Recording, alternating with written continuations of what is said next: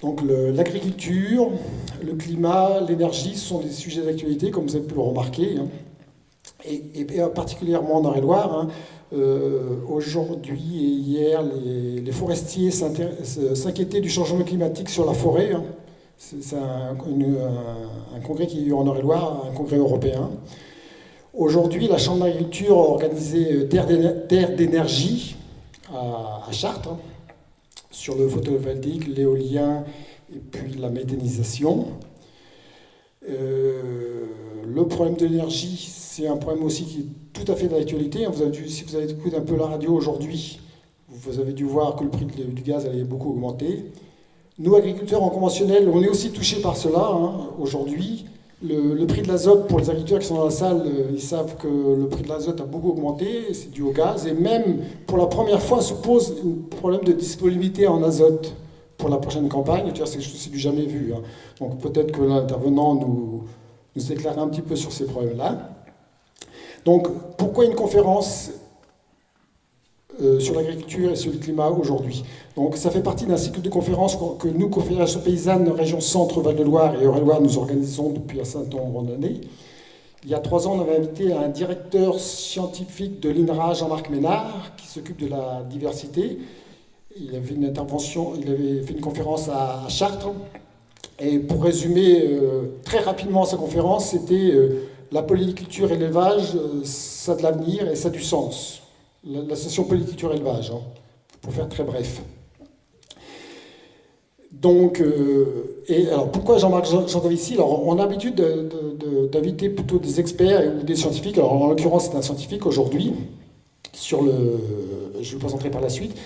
Et c'est un scientifique qui était déjà intervenu en 2006 dans les Ardennes sur un colloque organisé la Confédération Paysanne qui était face aux enjeux énergétiques, quelle politique agricole européenne et régionale. Et dans cette conférence qui avait duré 2 jours, il y avait différents intervenants. Il y avait entre autres Jean-Marc Jancovici. Le résumé de son intervention, j'en ai tiré quelques photocopies, c'était très intéressant et je trouve que c'est encore très actuel aujourd'hui. Il y avait également dans cette conférence d'autres interventions, entre autres sur les agrocarburants de première et deuxième génération. Et il me semble que ces intervenants-là, aujourd'hui, sont complètement discrédités par ce qui vient d'arriver. Voilà, c'était en 2006, hein, cette conférence, c'était avant un choc dont Jean-Marc Jancovici en parlera. Et puis c'était aussi un moment où les prix de sel étaient très bas et depuis, il s'est passé beaucoup de choses. Alors, donc, je vais être très court, j'en viens à notre intervenant, Jean-Marc Jancovici, qui est polytechnicien, qui est membre du GIEC, qui est fondateur... Je ne suis pas membre du GIEC, monsieur. Attendez, je vous laisse alors. Je suis membre du Haut Conseil pour le climat, mais je ne suis pas... En fait, le GIEC, les membres du GIEC, c'est les pays. Le GIEC, c'est un truc onusien. Et comme je ne suis pas chercheur, je n'ai pas fait partie des auteurs du rapport du GIEC. J'en suis un modeste lecteur. Voilà. Merci pour la précision. Il est aussi enseignant à l'école des mines et fondateur de Carbone 4 et co-auteur du Shift Project. Je sais pas, je dis pas. C'est une association. Une association, voilà. Et entre autres, nous paysans, dans le Shift Project, il y a, aux pages 30 et 30, j'ai pas tout lu, hein, mais aux pages 30 et 31, il y a un passage sur l'agriculture qui nous a beaucoup intéressés parce qu'il nous demandait, dans le modèle agricole, d'avoir 1 million de paysans en France. Aujourd'hui, on doit être autour de 450 000 paysans. Et j'avais trouvé ça très pertinent et très intéressant. Voilà, donc je n'en dirai pas davantage. Je laisse la place à Jean-Marc Jancovici pour 1 heure. Et après, vous aurez l'occasion de poser des questions. Voilà.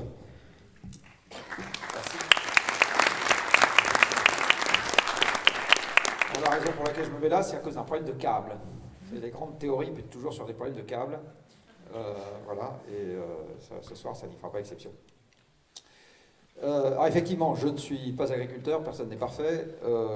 L'agriculture n'est pas mon domaine de spécialité, personne n'est parfait à nouveau. Par contre, je vais essayer de vous raconter 2-3 petites choses ce soir pour vous expliquer en quoi le monde dans lequel on vit, et notamment un certain nombre d'évolutions que là, par contre, on peut tous constater, sont très très liées à ce qui s'est passé, à l'abondance énergétique qui a cru l'approvisionnement énergétique qui a cru de manière très très forte sur les 2 derniers siècles. Et que ça a notamment un rôle très important dans à la fois la production agricole, le nombre d'agriculteurs, là où habitent les gens, ce qu'on mange, et le climat qui commence à changer avec, ironie de l'affaire, à la fois des conséquences sur l'agriculture et l'agriculture qui est à l'origine d'une partie des émissions qui font changer le climat. Voilà, donc je vais vous parler d'un peu tout ça. Alors je vais commencer par la... Il y a 3 mots là dans mon titre, donc j'aurais pu commencer par agriculture, énergie et climat, ou je vais commencer par énergie. Alors l'énergie, on peut en parler de plein de manières différentes.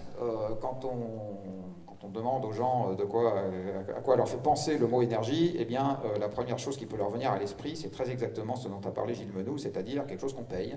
Il vous a parlé du prix du gaz, donc il ne vous a pas dit ce qu'on faisait avec le gaz, il vous a juste dit que ça allait coûter plus cher. Bon. C'est quelque chose d'assez fréquent, je taquine un peu, c'est quelque chose d'assez fréquent dans l'esprit des gens. Quand on prononce le mot énergie, souvent les gens se disent l'énergie c'est un truc que je paye, c'est une facture, et puis du reste quand la facture est trop élevée, ça donne ça. Donc là, c'est un réflexe très pavlovien. Voilà. Alors ce que je vais vous montrer maintenant, c'est que malheureusement, c'est une réalité que ça se paye, pas tout, le reste.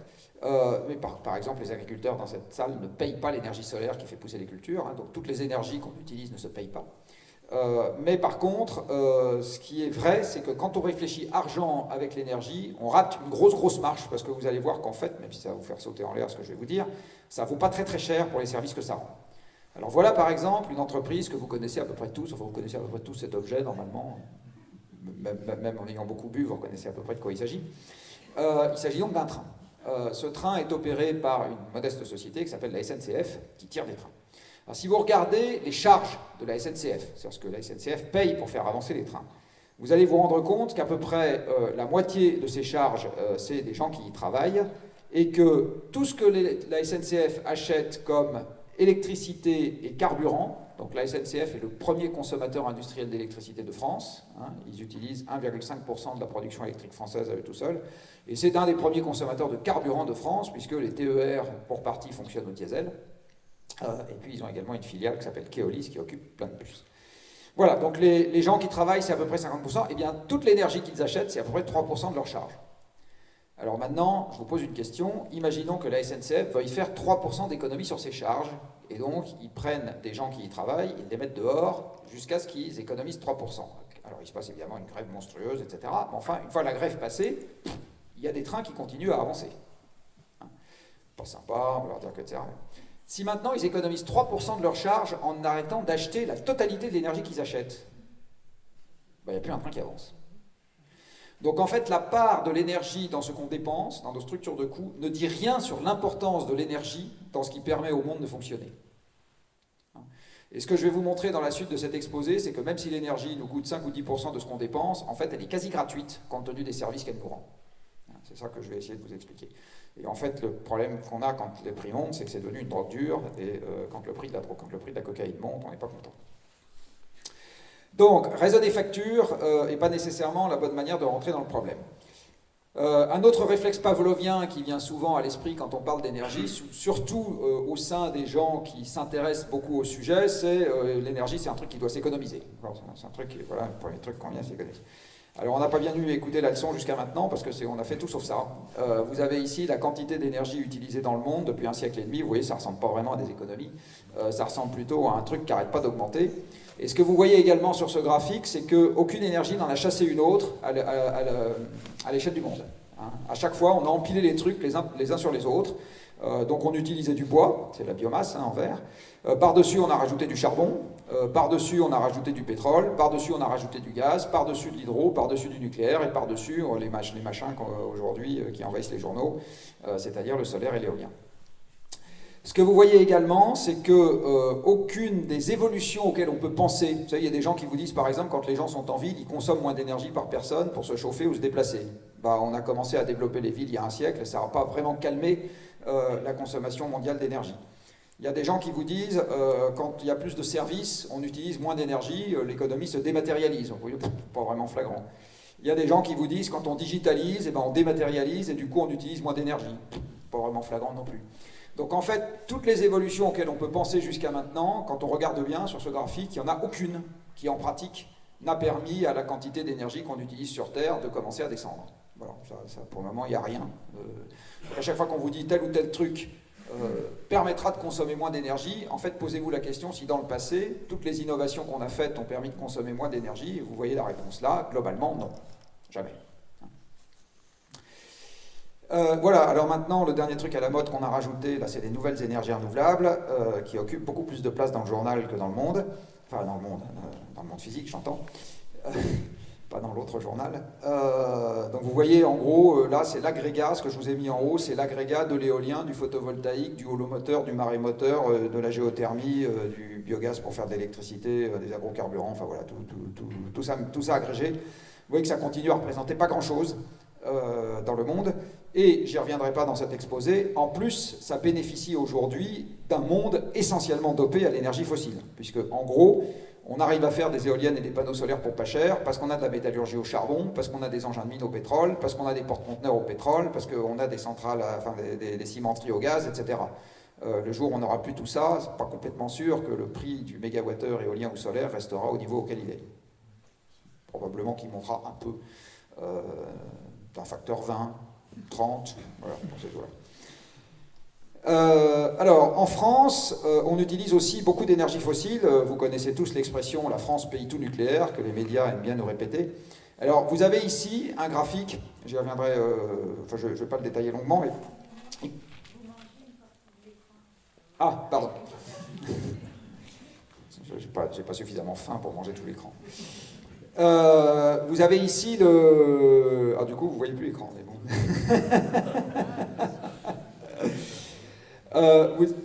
Vous avez ici la décomposition de l'énergie qu'on utilise en France par source qu'on a utilisée dans l'environnement pour disposer de cette énergie. Donc si on a par exemple des produits pétroliers, c'est que c'est du pétrole qui nous les a donnés. Si on a des produits gaziers, c'est que c'est du gaz qui nous les a donnés, etc. Et c'est rangé par endroit où se trouve la machine qui utilise l'énergie, puisque l'énergie en fait c'est une affaire de machine. Et ce que vous voyez, c'est que si je cercle tout ce qui en France vient des combustibles fossiles, pétrole, charbon, gaz, en fait ça domine très largement l'approvisionnement énergétique de toutes les machines qu'on utilise. Hein, votre tracteur, il ne fonctionne pas à l'électricité, il fonctionne au combustible fossile. Les camions qui viennent prendre la marchandise, ils ne fonctionnent pas non plus à l'électricité. Vos voitures ne fonctionnent pas non plus à l'électricité. Il y a plein d'usines qui utilisent du charbon, du gaz ou du fioul pour fonctionner, etc. Donc en fait, il y a énormément de machines dans ce pays qui utilisent des combustibles fossiles. L'électricité n'est pas dominante dans ce qui permet de nourrir les machines, et donc nous ne sommes pas du tout un pays tout nucléaire. Nous sommes un pays où le nucléaire domine dans la production électrique, mais nous n'utilisons pas que de l'électricité pour faire tourner les machines. Alors en cela, on est un peu une exception mondiale, parce que vous avez ici la manière dont on produit l'électricité dans le monde. Alors en ordonnée, là sur l'axe vertical, c'est gradué en milliards de kilowattheures. Donc aujourd'hui, la quantité totale d'électricité produite dans le monde, c'est 27 000 milliards de kilowattheures. En France, aujourd'hui, on en produit à peu près 550 milliards de kilowattheures. Dans le monde dans son ensemble, au sortir de la Seconde Guerre mondiale, on en produisait 650. D'accord ? Donc la production électrique française aujourd'hui, elle est du même ordre de grandeur que la production électrique mondiale en 1945. Hein ? Donc la consommation d'électricité a considérablement augmenté sur la deuxième moitié du XXe siècle. Et l'essentiel de cette production électrique, elle est faite avec des combustibles fossiles. Alors comment ça marche la production électrique ? C'est assez simple, c'est des grosses bouilloires compliquées, l'essentiel des centrales électriques. Donc vous faites de la chaleur, avec soit du charbon, soit du gaz, soit du pétrole, soit du nucléaire. Et cette chaleur vous permet de faire des grandes quantités de vapeur qui vont permettre de faire tourner une turbine qui fait tourner un alternateur, comme dans votre voiture, hein, sauf que c'est un très très gros alternateur, et qui vous crache du courant. Quand vous avez un barrage, c'est toujours un alternateur qui tourne, mais cette fois-ci, c'est la force de l'eau qui l'entraîne directement. Donc l'essentiel de l'électricité est fait en faisant de la vapeur. Encore une fois, charbon, gaz, pétrole et uranium, tout ça c'est pareil, ça fait c'est le même type de fonctionnement à l'aval. Et du reste, quand une centrale à charbon ou à gaz est en bord de rivière, vous avez ces grandes tours de refroidissement là, qui sont l'image d'Épinal de la centrale nucléaire en France. Ben, vous avez la même chose dans les centrales à charbon allemandes qui sont en bord de rivière, exactement pareil. Cet aéro-réfrigérant, il sert à refroidir la centrale, il ne sert pas du tout à évacuer de la fumée. 60% à peu près de l'électricité mondiale aujourd'hui est faite avec des combustibles fossiles. Donc, j'en reviens à mon pré-retraité. C'est pas une facture, enfin ou plus exactement, voir l'énergie juste comme sous l'angle de la facture, ça ne nous dit pas tout. On ne l'a pas du tout économisé jusqu'à maintenant. Alors, autre réflexe qu'on a maintenant dans les débats, c'est ça va devenir totalement renouvelable et donc on n'aura plus de problème. Alors, j'ai une très bonne nouvelle pour vous. Un monde totalement renouvelable ne pose aucun problème pour être réalisé. Alors, aucun, strictement aucun. Voilà par exemple un monde totalement renouvelable. Ça ne pose aucun problème de faire un monde totalement renouvelable pour l'excellente raison que, entre l'apparition de notre espèce, il y a 100 000 ans ou 20 000 ans, on se chicane un peu pour savoir, mais bon, peu importe, et il y a 2 siècles, nous avons, enfin notre espèce, nos ancêtres, ont vécu pendant la totalité du temps dans un monde 100% renouvelable. Donc un monde 100% renouvelable, c'est un monde dans lequel les hommes et les femmes ont vécu de leur apparition sur Terre jusqu'à il y a 2 siècles. Et puis depuis 2 siècles, alors on ne doit pas avoir bien écouté Madame Pompili, on passe notre temps à faire l'exact inverse que de faire le passage aux énergies renouvelables. Vous voyez, par exemple, on avait une marine totalement renouvelable, avec des marins renouvelés quand ils attrapaient le scorbut, et on est passé à une marine totalement fossile. On avait des transports terrestres parfaitement renouvelables, du reste on renouvelait les chevaux à la fin de leur vie, on les mangeait, c'est pour ça qu'il y a des boucheries chevalines partout, et on est passé à des transports terrestres parfaitement fossiles. On avait une agriculture parfaitement renouvelable, avec des animaux de trait, là aussi on les mangeait en fin de vie, on ne jetait rien, qui mangeaient de l'herbe renouvelable, et on est passé à une agriculture fossile, j'y reviendrai après. On avait des travaux publics renouvelables avec des ouvriers ou des esclaves, du reste renouvelables, et on est passé à des travaux publics fossiles. On avait une industrie de la construction parfaitement renouvelable, avec des ouvriers là aussi renouvelables, et on est passé à une industrie de la construction fossile, avec des cimenteries fossiles, des aciéries fossiles, etc. On avait une industrie parfaitement renouvelable, vous voyez là une roue de moulin qui était alimentée par une rivière, la roue était faite en bois, tout à fait renouvelable, et on est passé à une industrie fossile, quand même beaucoup plus... c'est quand même beaucoup mieux pour remplir le supermarché. On avait des séchoirs à luzerne, ou à n'importe quoi, du reste renouvelable, et je ne sais pas s'il y a des gens qui font de la luzerne dans la salle, voici un séchoir à luzerne moderne à gaz, voilà, donc on est passé à du séchage de la luzerne fossile. On avait des transports aériens quasiment renouvelables, donc vous avez ici la montgolfière des frères Montgolfier, en papier renouvelable, enfin recyclable en tout cas, alimenté par du bois tout à fait renouvelable, et on est passé au transport aérien fossile. Bon bref, ça fait 2 siècles qu'on passe notre temps à sortir des énergies renouvelables. C'est ça qu'on fait depuis 2 siècles. On passe notre temps à sortir des énergies renouvelables. Et on le voit sur ce graphique, alors je suis désolé, je vais vous assommer de graphique de temps en temps, j'aime bien. Vous avez, alors je ne vais pas tout détailler sur ce graphique, il y a un truc qu'il faut regarder, c'est ça qui est important, c'est la part des énergies fossiles dans la totalité des énergies qu'on utilise. Là, c'est cette double courbe moutarde, et qui se confond avec le charbon sur la fin du 19e siècle. Parce que vous voyez, c'est que la part des énergies fossiles dans l'énergie qu'on utilise dans le monde, elle est passée de 10% à 80% en l'espace d'un siècle. Et depuis les chocs pétroliers, 74, 74, s'il y a des Belges immigrés dans la salle, eh bien, elle est stable, en gros, à 80%. Donc l'essor industriel sur Terre, l'arrivée de ce qu'on appelle le monde moderne, a consisté précisément à sortir des énergies renouvelables. Donc la question à laquelle on reviendra peut-être au moment du débat, c'est est-ce qu'on peut conserver quelque chose qui ressemble au monde actuel avec 100% d'énergie renouvelable? Donc au risque de spoiler la fin, mon avis à moi, c'est pas une seconde. Pas une seconde. Pour des raisons physiques. J'y reviendrai à la fin du... Voilà, donc les 3 premières réponses ne sont pas extrêmement satisfaisantes, et donc la bonne réponse doit être la réponse D, c'est-à-dire la dernière. Alors, la bonne réponse, en fait, la voici. L'énergie, c'est ça.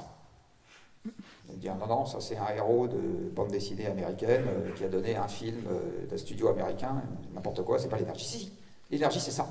Ou plus exactement, l'énergie, c'est la nourriture qui lui permet de rentrer en action. Et sauf que dans le monde dans lequel nous vivons, Iron Man, il n'a pas cette forme-là, mais il a exactement la même fonction, il a cette forme-là. Voilà, je vous présente Iron Man en pièces détachées. Et Iron Man en pièces détachées, l'énergie, c'est sa nourriture. Et effectivement, c'est Iron Man en pièces détachées, c'est-à-dire c'est un ensemble de machines dont chacune est totalement surpuissante par rapport à nos pauvres carcasses. Et donc, avec chacune de ces machines, je démultiplie la puissance de mon petit doigt par 10 000, je démultiplie l'audition de mon oreille par 100 000, je démultiplie la puissance de mes yeux par 1 million, je démultiplie la puissance de ma cuisse droite par 2 millions, etc. C'est ça que je fais grâce à toutes ces machines.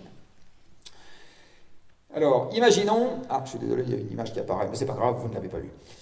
Imaginons que vous alliez passer vos vacances en rendant visite à la Confédération paysanne de 73 ou de 74, donc vous allez en Savoie, et que vous montiez sur une montagne pour vous changer les idées. Eh bien, si vous faites 4000 mètres de dénivelé dans la journée, ça commence à être pas mal, sympa 4000 mètres de dénivelé dans la journée, eh bien, à la fin de la journée, vos jambes auront fourni une puissance moyenne de 100 watts sur l'ensemble de la journée. 100 watts, c'est pas beaucoup, hein. C'est pas beaucoup 100 watts. Et si vous imaginez, allez, votre tracteur est en panne, et donc vous avez besoin de décaisser 15 tonnes de terre dans la journée, vous aurez un grand trou, pour planter quelques pommiers, eh bien 15 tonnes de terre que vous aurez remontées de 1 mètre, hein, faisant un grand trou, à la fin de la journée, votre corps aura fourni une puissance moyenne de 10 watts en faisant ce genre d'exercice. Vous aurez quand même mal au dos. Donc un homme au travail, de force, hein, a une puissance moyenne sur une journée de dur labeur qui se balade quelque part entre 10 et 100 watts. Alors maintenant, je vais prendre un mixeur à soupe. Vous avez déjà utilisé un mixeur à soupe? Toi qui fais visite. Hein. Alors à votre avis, quand vous appuyez sur le bouton du mixeur à soupe, donc il y a une puissance mécanique qui se met en route, cette puissance mécanique équivaut à combien de paires de jambes? Il faudrait multiplier vos conjoints par combien pour qu'ils se mettent à pédaler aussi fort que le mixeur à soupe? 80. 80. 8, pas mal. On n'est pas très loin. Ah, c'est 8. C'est vraiment un très gros mixeur, vous allez éclabousser partout. On est plutôt à 4. Si vous regardez la puissance de votre mixeur à soupe, c'est marqué dessus en général, hein, vous verrez votre mixeur à soupe, il fait 300, 350, 400 watts. Hein, 800 watts, vraiment, vous allez éclabousser partout, ça je vous déconseille. Ce qui veut dire que votre mixeur à soupe à 400 watts, eh bien, il est aussi puissant que si 4 personnes se mettaient à pédaler dans votre cuisine au moment où vous appuyez sur le bouton. Vous ne sauriez pas où les mettre, hein. Attention, si vous avez une grande cuisine, puis vous n'auriez surtout pas de quoi les payer. Alors que votre mixeur à soupe, il ne vous coûte rien. Imaginons maintenant, donc vous avez acheté un mixeur à soupe à 800 watts, donc éclaboussé partout, il faut passer l'aspirateur. Eh bien, au moment où vous appuyez sur le bouton marche-arrêt de l'aspirateur, là, c'est 10 cyclistes qui se mettent à pédaler pour vous.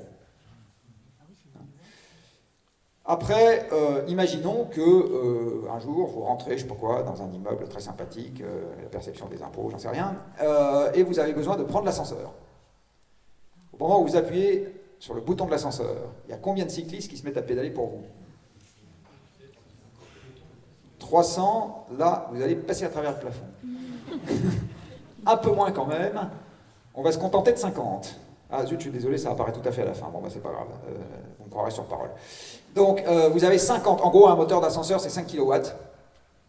Et donc 5 kW avec 100 watts par paire de jambes, ça vous fait à peu près 50, voilà. Si vous avez un très très gros ascenseur, éventuellement quelques centaines de paires de jambes, mais déjà 50, c'est pas mal. Un engin de travaux publics, alors là on commence à parler de trucs un peu sérieux. Au moment où l'ouvrier rentre dans la cabine de pilotage de son engin de travaux publics, il démultiplie la puissance de ses biceps par 10 000. Donc c'est vraiment Iron Man. Alors Iron Man, il n'a pas le truc blanc au milieu là qui tourne, et il n'y a pas de méchant en face de lui, mais quand même, on s'en rapproche. Au moment où un chauffeur de camion monte dans son camion, même genre de multiple, il démultiplie la puissance de ses jambes par 4000. Et enfin, on va parler de quelqu'un d'un peu sérieux. On va parler de l'ouvrier qui rentre dans la cabine de pilotage d'un laminoir. Alors un laminoir, c'est un engin dont vous dépendez tous, parce que tous, vous êtes dépendants de l'acier. Déjà, tous les agriculteurs qui sont dans cette salle dépendent de l'acier, parce que c'est avec ça qu'on fait les tracteurs, c'est avec ça qu'on fait les moteurs qui permettent de stocker les grains dans les silos, c'est avec ça qu'on fait les camions qui viennent chercher les grains, c'est avec ça qu'on fait les trains éventuellement qui vont, etc. Mais pas que. Vous êtes tous, parce que si vous avez une maison, il y a de l'armature en ferraille à l'intérieur de la maison, vous avez des casseroles chez vous, vous avez, enfin, on est tous dépendants de l'acier. Hein, et du reste, vous mangez tous, donc à un moment, vous êtes tous dépendants d'un tracteur, peu ou prou. Donc, enfin, je pense. Donc, l'ouvrier qui rentre dans la cabine de pilotage du laminoir, lui, il va multiplier la puissance de ses biceps par... c'est pas un chiffre, ça. 1 million, pas mal, 10 millions. Donc si je devais remplacer, on a 3 laminoirs en France. Hein. Si je devais remplacer les 3 laminoirs que nous avons en France par des ouvriers qui martèlent la tôle toute la journée pour l'aplatir, je devrais y mettre la totalité de la population active française. Juste pour remplacer 3 laminoirs, qui sont pilotés par 3 personnes. L'énergie, c'est ça. C'est la mise au travail de ces machines totalement surpuissantes, qui volent aussi, qui soulèvent, qui malaxent, qui en fait tout ça, voilà les 50, je suis désolé, l'animation n'était pas dans le bon sens, qui se sont mises en fait à travailler à notre place. Alors dans l'agriculture, c'est exactement pareil. Un tracteur, combien de paires de jambes un tracteur?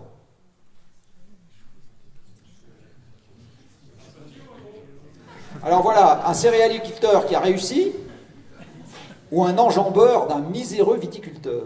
Ah, hein. Alors on va commencer par le second. Pas un enjambeur, mais enfin un petit tracteur. Allez, quelques dizaines de kilowatts, quelques centaines de paires de jambes. Du reste, vous savez qu'on mesure la puissance des moteurs en chevaux. Eh bien en fait, c'est vraiment la puissance d'un cheval de trait. Un cheval de trait avait une puissance d'un peu moins d'1 kilowatt, 700 watts en gros. Donc quand vous voyez un moteur qui fait 90 chevaux, en fait, pour développer la même puissance, il faudrait vous mettre 90 percherons ou 90 chirs devant la voiture. Hein. Ça ne vous coûterait pas le même prix. Hein.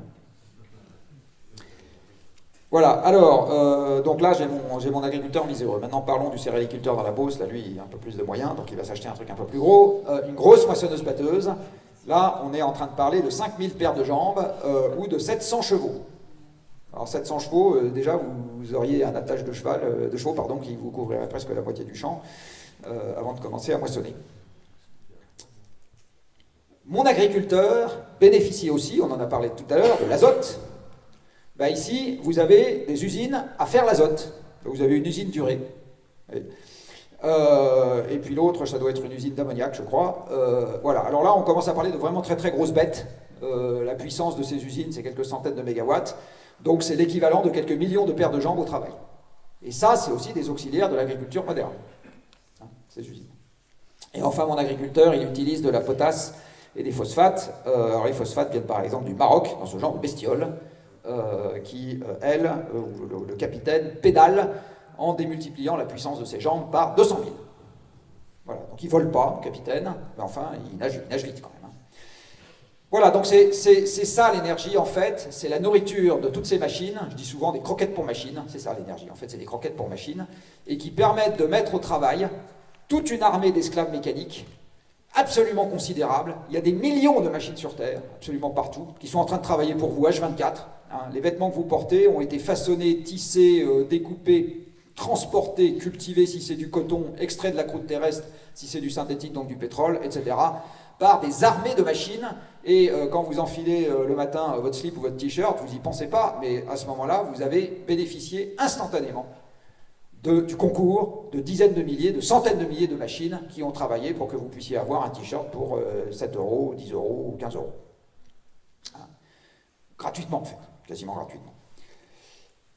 Et ces machines, avec leur nourriture particulière, qui en plus ont l'avantage, qui a plus à l'avantage, cette nourriture particulière, d'avoir totalement libéré l'espace en surface, car à l'époque des énergies renouvelables, les énergies renouvelables demandaient de la surface. Le bois occupe de la surface, les animaux de trait avaient besoin de manger, et c'était autant de surface qui ne pouvait pas être cultivée pour les hommes. Alors certes, on pouvait manger l'animal de trait quand il avait fini de tracter, mais enfin, en attendant, on ne pouvait quand même pas bouffer sa nourriture. Et donc, quand on est passé aux énergies fossiles, la totalité de la surface de la planète s'est mise à être disponible pour des usages autres que l'énergie. Et aujourd'hui, quand on essaye de revenir aux énergies renouvelables, on voit bien qu'on a un conflit d'usage croissant sur les surfaces. Et je ne parle pas juste des éoliennes et des panneaux solaires, je parle aussi des cultures énergétiques qui viennent en compétition avec les cultures alimentaires. Je parle de l'usage de la forêt pour faire de l'énergie qui vient en compétition avec l'usage de la forêt pour avoir du bois d'œuvre ou pour avoir des espaces récréatifs ou pour préserver la biodiversité. On voit bien qu'on est en conflit d'usage de façon croissante et ça ne va pas s'arranger à cause justement du fait qu'en cherchant à revenir aux énergies renouvelables, on revient à une demande de sol qui n'existait pas avec les combustibles fossiles. Donc les machines que nous avons en ce moment à notre service avec les combustibles fossiles et marginalement le reste, ont démultiplié la puissance musculaire de l'humanité par un facteur 200. Alors, ça veut dire quoi cette affaire? Ça veut dire que si on n'avait pas les machines sur Terre pour avoir la même production de tables, de chaises, de vêtements, de maisons, de véhicules et de films de cinéma que celle que nous avons aujourd'hui, sans les machines, il faudrait multiplier la population humaine par 200. Ce qui poserait quelques petits problèmes de place, probablement. Je vais vous le dire encore autrement. Si demain matin je supprime l'énergie, c'est-à-dire les machines dans le monde, vous êtes bien assis, votre pouvoir d'achat est divisé par 200. Ah!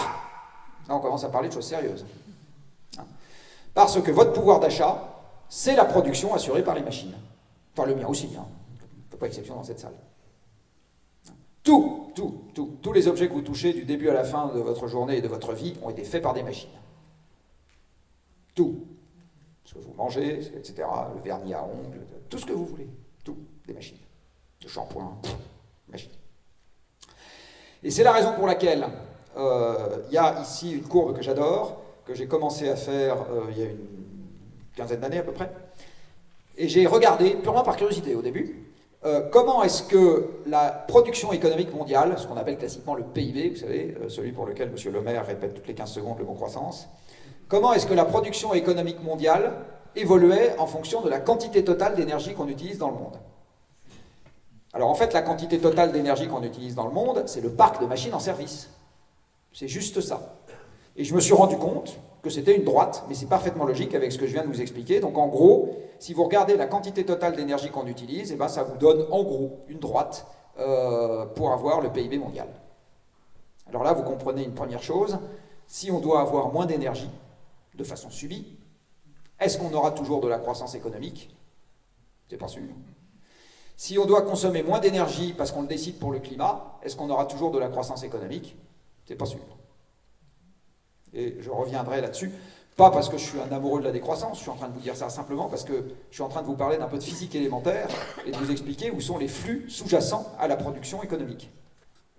En fait, les flux sous-jacents à la production économique, c'est le travail des machines. Alors l'abondance énergétique, elle a également fait terriblement chuter le nombre d'agriculteurs. Vous allez me dire, ah bon? Oui, oui. Vous avez ici la structure de l'emploi en France sur les 2 derniers siècles. Alors vous voyez, en 1806, à peu près les 2/3 de la population active est agricole. Hein, vous avez 8 millions d'agriculteurs et puis vous avez 2 millions d'ouvriers et 2 millions d'employés.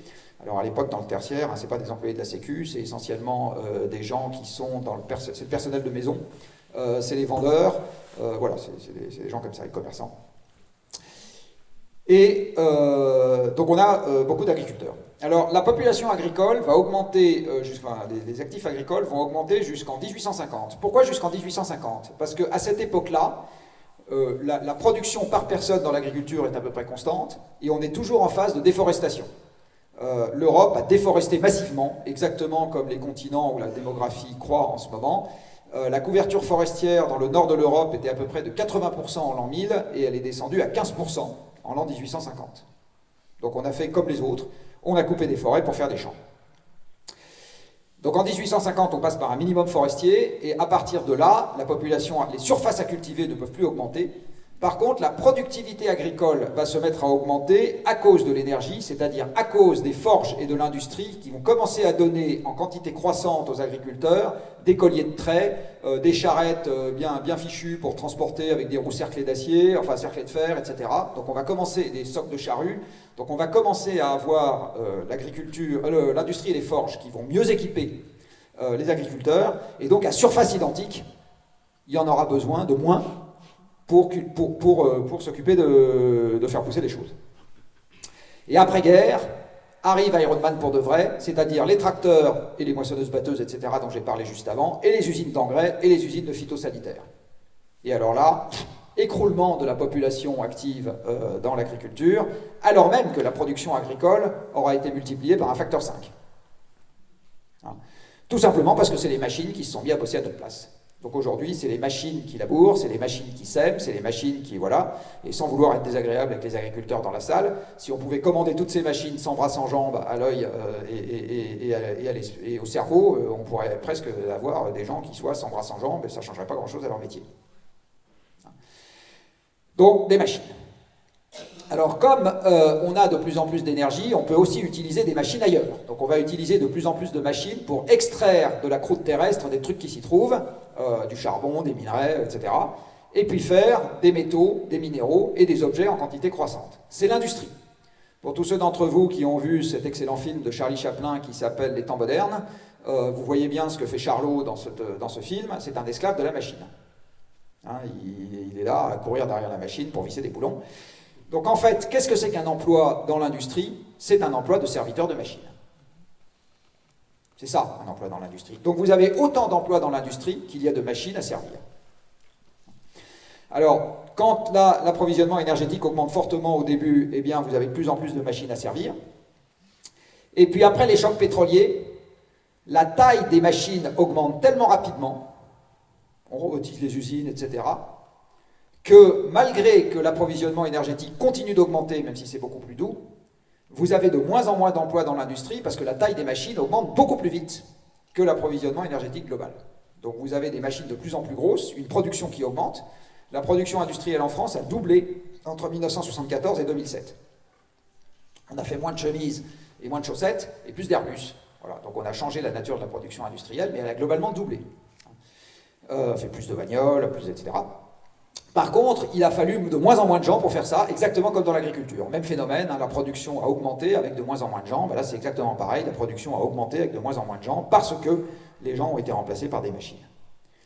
Et alors, on a créé, du coup, un monde avec profusion d'objets dans tous les sens, profusion de cultures dans tous les sens, et on a besoin de plein de gens pour gérer cette complexité. Ça s'appelle les services. Aujourd'hui, les services sont dépendants des flux physiques sous-jacents. Je vais prendre un exemple idiot qui est la construction automobile. Imaginez que demain matin, je supprime la construction automobile. Ça, c'est l'industrie. Du coup, est-ce que j'ai encore besoin de gens pour vendre des automobiles? Ben non, puisque j'ai arrêté d'en fabriquer. Enfin, en tout cas, pas des voitures neuves. Est-ce que j'ai encore besoin de gens pour assurer des voitures neuves? Ben non, il n'y a plus de voitures neuves. Est-ce que j'ai encore besoin de banquiers pour financer des voitures neuves? Donc les gens qui font du crédit automobile sur voitures neuves, hop, je les fais au chômage. Donc là, vous voyez, j'ai plus besoin non plus, j'ai besoin de moins d'agents de la circulation, parce que je vais avoir moins de voitures, etc. Donc là, vous voyez qu'il y a tout un pan des services, et bien évidemment, j'ai plus besoin d'enseignants pour apprendre à construire des voitures, puisque je ne construis plus de voitures. Donc vous voyez qu'il y a tout un pan des services, en fait, qui est totalement dépendant du fait que je construise des voitures. Et vous pouvez répliquer cet exemple avec à peu près n'importe quoi. En fait, vous vous rendez compte que les emplois de service sont essentiellement dépendants du fait qu'on ait des flux industriels sous-jacents. Et vous verrez dans pas longtemps que quand on regarde les pays pris un par un, le grand paradoxe, c'est qu'on utilise d'autant plus d'énergie fossile par personne que la fraction de l'emploi dans les services est élevée. Ce qui peut paraître très étonnant et totalement contre-intuitif. Les gens dans les bureaux, ils n'émettent rien. Oui, sauf que vous n'avez personne dans les bureaux si vous n'avez pas ailleurs des machines qui tournent. Et puis à partir de 1974, on s'est mis à avoir une catégorie supplémentaire qui s'appelle les chômeurs, mais je ne vais pas élaborer là-dessus pour le moment. Alors voilà d'autres graphiques qui vous disent exactement la même chose. Ici, c'est un graphique dans lequel j'ai représenté pour plein de pays dans le monde à la fois la fraction des gens qui travaillent dans l'agriculture, c'est l'axe vertical, et l'approvisionnement énergétique par personne, c'est l'axe horizontal. Ben, vous voyez que, en gros, si je prends une photo dans le monde d'aujourd'hui, plus il y a d'énergie par personne, et moins il y a de gens qui travaillent dans l'agriculture. Parce que plus il y a d'énergie par personne, plus j'ai des machines qui ont remplacé des agriculteurs. Alors voilà des graphiques qui vous disent la même chose, cette fois-ci en évolution historique pour d'autres pays. Donc ici vous avez l'Inde, et vous avez pour l'Inde la quantité de gens qui travaillent dans l'agriculture, en pourcentage de la population active ici, et là vous avez la quantité, en gros on va dire que c'est un proxy de l'énergie fossile utilisée par personne, puisque c'est les émissions de CO2 par personne. Hein, donc c'est la quantité d'énergie fossile utilisée par personne. Eh bien vous voyez dans quel sens va la flèche du temps, dans ce sens-là, hein, part de 1991, on arrive à 2014. Et donc, au fur et à mesure qu'il y a plus d'énergie fossile par personne en Inde, eh bien, vous avez moins de gens dans l'agriculture. C'est exactement la même chose si je regarde la Chine, et c'est exactement la même chose si je regarde le monde dans son ensemble. Alors, ces machines, elles ont un gros avantage. Comme elles sont très très puissantes, elles travaillent pour beaucoup moins cher que nous. Et donc, ça a fait considérablement baisser le prix de la nourriture. Donc, quand aujourd'hui les Français gueulent en disant la nourriture vaut cher, bah, ils ont la mémoire un peu courte. Et je vais vous le montrer tout de suite. Voilà, alors en l'occurrence, ce n'est pas les Français, c'est les Américains, parce que j'ai toujours pas compris comment on faisait pour trouver cette série sur le site de l'INSEE. Voilà. Ça, c'est un petit problème. Mais c'est exactement pareil en France. Vous avez ici la part du revenu des ménages aux États-Unis qui est consacrée à la nourriture. Alors, ce que vous voyez, c'est que en 1930, en gros, c'est un quart de ce qu'ils gagnent, et aujourd'hui, c'est 10% de ce qu'ils gagnent. Alors, on dit, bon, la nourriture a baissé, mais enfin, pas tant que ça, d'un facteur 2,5, ouais, enfin, bon, quand même, ça a baissé. Sauf qu'on ne mesure pas du tout la même chose entre le début et la fin de cette série. Au début de la série, qu'est-ce que c'est? Alors, pardon pour les propos horriblement sexistes que je vais te dire, pardonnez pour ça. C'est quoi? C'est Madame Michu qui va voir le paysan d'à côté et qui fait le frichti pour Monsieur Michu qui est à l'usine ou au champ avec des produits bruts. Donc en gros, la dépense alimentaire à cette époque-là des ménages, c'est essentiellement des poireaux, des patates, des œufs et des poulets qu'on va acheter à côté. Et après, on fait la cuisine avec ça. C'est quoi la dépense alimentaire des Américains ou des Français, du reste, en 2006?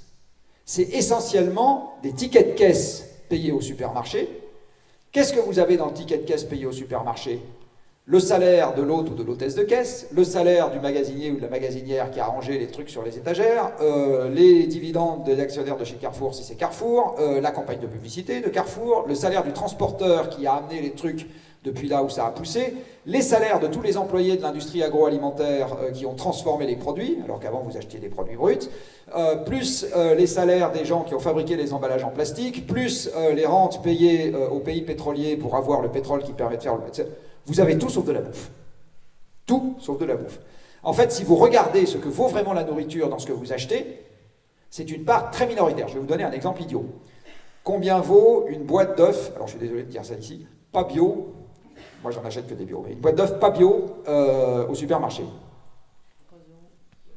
3 €, c'est des œufs bio. Boîte d'œufs pas bio de poule en cage. 6 ? Ouais, c'est ça, 1,50 € en gros. Est-ce que vous savez combien est-ce que l'œuf est payé à l'éleveur sorti d'élevage? Combien? Bravo, exactement, 6 centimes. Enfin, en ordre de grandeur, hein, 5, 7, etc. Donc vous voyez, pour un produit qui n'a subi aucune transformation, on prend l'œuf en sortie d'élevage, on le met juste dans une boîte et puis on le met juste... Eh bien, 6 x 6, 36, la nourriture vaut 36 centimes dans un truc que vous allez payer 1,50 €. Pour quelque chose qui n'a subi aucune transformation. Donc d'une manière générale, ce que vous allez, la nourriture elle-même, dans ce que vous payez au supermarché, c'est moins de 20% du ticket de caisse.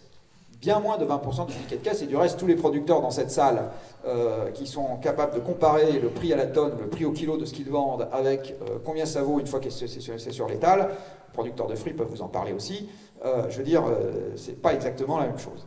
Et quand vous allez hors domicile, c'est pire encore.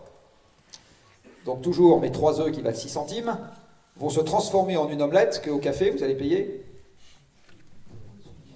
12 €, vous avez des goûts de luxe quand même. Même à Paris, où c'est cher, c'est plutôt 6 ou 7.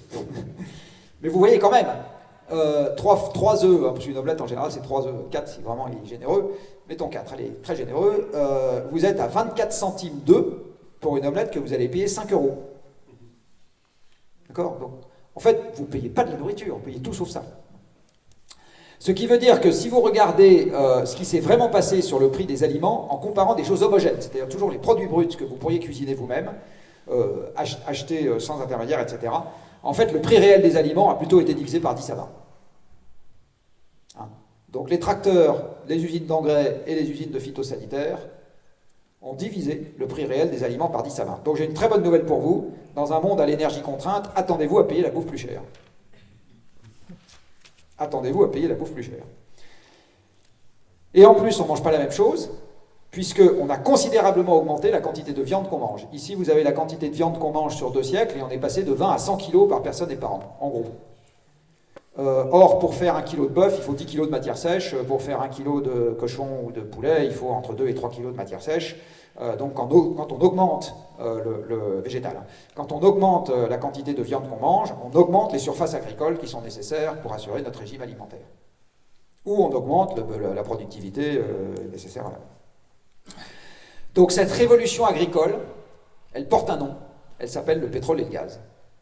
Et le charbon pour faire l'acier des engins agricoles. Voilà, elle porte ce nom-là. Alors, on a modifié d'autres trucs. Je vous ai dit tout à l'heure, on a créé plein d'ouvriers et plein de gens dans les services. Alors, où est-ce qu'ils sont, ces gens-là? Ils sont en ville. Hein, les services, c'est en ville, parce que les services, c'est des fonctions d'échange, et les ouvriers aussi souvent. Alors là, pareil, vous voyez ici en Chine, la part des gens qui habitent dans les villes, ça c'est l'axe horizontal, en fonction des émissions de CO2, c'est-à-dire de l'énergie fossile par personne. Bon, vous voyez l'évolution qu'on a suivie. Pareil en ce qui concerne le Brésil, pareil en ce qui concerne la Thaïlande. En fait, tous les pays qui accèdent à l'énergie s'urbanisent, et c'est pareil pour le monde dans son ensemble. Donc l'idée qu'en mettant les gens en ville, on va consommer moins d'énergie, en fait, c'est l'exact inverse qu'on observe. En fait, il y a plus de gens en ville quand il y a plus d'énergie. Donc là, j'en tire une deuxième conclusion. Dans un monde à l'énergie rare, une partie des gens qui habitent en ville n'auront plus rien à y faire. Ah, qu'est-ce qu'on fait? Qu'est-ce qu'on fait, hein? Et vous voyez ici l'occupation du territoire en France et la manière dont l'énergie a déformé la chose. Donc les gens étaient à la campagne avec des villes pas trop grosses avant-guerre, même avant c'était encore plus petit. Et puis après, il n'y a plus personne à la campagne et les villes ont grossi. Et elles se sont étalées parce que comme on a des moyens de transport faciles, eh bien on peut, avec le même temps de déplacement quotidien, habiter loin les uns des autres et loin des lieux d'échange. Ça ne pose strictement aucun problème. Question, qu'est-ce que je fais de cet aménagement du territoire le jour où j'ai moins d'énergie? On a mis 2 siècles à construire des maisons partout. Est-ce qu'on les rase en une semaine? Qu'est-ce qu'on fait? Qu'est-ce qu'on fait? C'est le risque. On devient méchants les uns avec les autres. Évidemment que c'est un risque. Voilà, et ça c'est exactement aussi, c'est des courbes qui vous disent la même chose que ce que je vous... Enfin, c'est une illustration graphique de ce que je vous ai dit jusqu'à maintenant.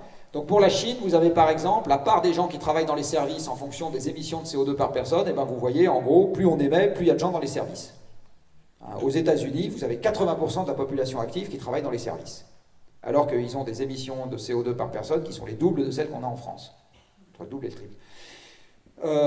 Voilà, c'est exactement pareil pour le Brésil, c'est exactement pareil pour tous les pays qui sont en train de middle income, c'est les pays qui sont en train qu'on appelle parfois les émergents, enfin c'est ceux qui sont en évolution rapide, et pour le monde dans son ensemble.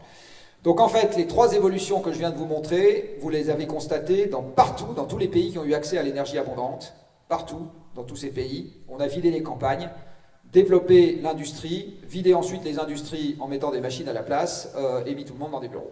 Voilà. C'est comme ça qu'on fait, c'est ça l'histoire quand l'abondance énergétique arrive. Alors ça a également raccourci le temps de travail, parce que comme les machines bossent pour nous, on a plein de temps libre. Donc qu'est-ce qu'on peut faire? Allez écouter des conférenciers inutiles comme ce soir, mais en fait vous pouvez faire plein de trucs une fois que vous avez du temps libre. Vous pouvez travailler plus tard, arriver des études longues. L'université pour tous, en fait, c'est un produit de l'énergie abondante. Avant, ça n'existait pas. On peut s'arrêter de travailler plus tôt. La retraite. La retraite, avant 1850, ça n'existait pas. On peut travailler moins longtemps dans l'année, arriver des congés payés. Avant 1936, ça n'existait pas. On peut travailler moins longtemps dans la semaine, arriver des 35 heures. Avant l'énergie abondante, ça n'existait pas. Et on peut s'arrêter de travailler 2 jours par semaine. Voilà. Tout ça, c'est l'énergie abondante qui nous l'a amené parce que les machines bossent à notre place. Là, j'en tire une autre conclusion. Dans un monde où l'énergie sera contrainte, on ne va pas passer notre temps à taper le carton, à jouer à la belote dans la cuisine. On va se remettre à bosser. C'est évident que c'est ça qui va se passer. L'énergie abondante a considérablement augmenté le pouvoir d'achat. Je vous l'ai dit, en fait, le pouvoir d'achat, ça n'est rien d'autre que la traduction économique, que plein de machines ont fait plein d'objets dont on peut disposer. Voilà. Et donc la traduction économique de cette affaire, c'est que le pouvoir d'achat a augmenté. Ce que vous voyez ici, et ça a été particulièrement fort au moment de l'explosion de la consommation de pétrole qui a suivi l'après-guerre. C'est à ce moment-là, c'est les fameuses 30 glorieuses, pour ceux qui s'en souviennent, et c'est le moment où le pétrole croissait de 8% par an dans le monde. La production de pétrole augmentait de 8% par an dans le monde. Ça s'est arrêté avec les chocs pétroliers. Après les chocs pétroliers, on est passé de 8% par an à 1% par an. Et le paysage économique a changé. Le pouvoir d'achat s'est arrêté d'augmenter aussi vite, l'endettement est arrivé, le chômage est arrivé. Donc la corne d'abondance a commencé à s'enrayer au moment des chocs pétroliers. Et, là je vais me faire trucider pour de bon, ça a diminué les inégalités. Les inégalités ont considérablement diminué sur le dernier siècle. Vous allez dire, non, non, il faut que la gueule du monde. Non, non. Sur le dernier siècle, oui. Sur les 20 dernières années, non. Et tout ça, encore une fois, il y a l'énergie qui se cache derrière. Vous avez ici la part du patrimoine, du patrimoine des Français détenu par les 1% des plus riches au fil du temps, en rouge là. Vous voyez, en 1900, les 1% des Français les plus riches détenaient plus de la moitié du patrimoine des Français. Donc la totalité des immeubles, des terres, des usines détenus par les 1% les plus riches en 1900, entre 50 et 60% de la totalité de ce que détenaient les Français.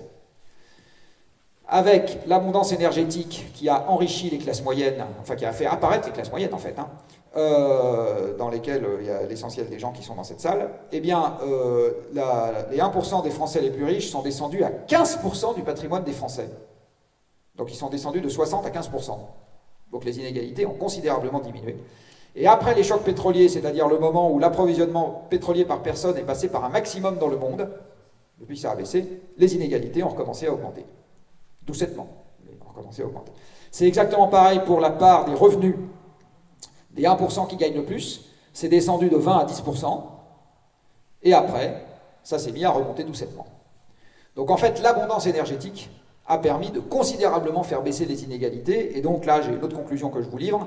Dans un monde, je ne sais pas comment je dois dire, ouvert, sans grandes règles de répartition des revenus, eh bien, il est évident pour moi que la contraction énergétique augmentera les inégalités.